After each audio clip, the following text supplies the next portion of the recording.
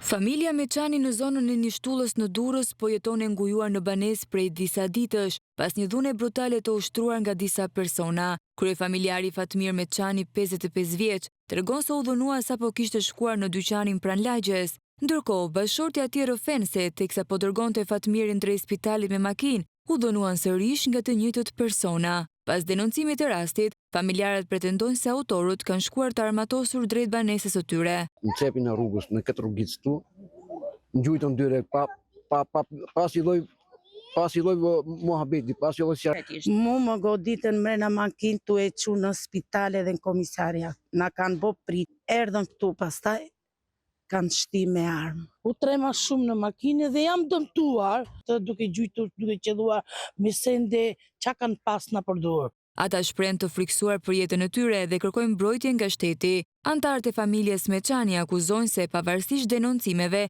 nuk janë marrë masa konkrete ndaj autorëve, duke lënë të lirë. Kryefamiljari shpreh i shqetësuar se kjo ngjarje mund të përfundojë me pasoja tragjike nëse institucionet nuk reagojnë në kohë. Nuk dalë se kam frikë, policia s'po marrë asnjëri brenda. Nuk kemi mbështetje. Pse se jemi Rom. Ne presim tash vetëm vritemi. Shteti na lën me na vra. Kemi frikë dalim. Për shkak të frikës, fëmijët e familjes Meçani nuk kanë shkuar në shkollë. Ju dhe kalamajt e vegjël nuk i keni dërguar në shkollë. Pse? Jo, nuk i çojmë dot se kemi frikë se i marrin. I gjuajnë kalamaj. Se ke frikë? Se na dalin para. Kush të del për para? Ato.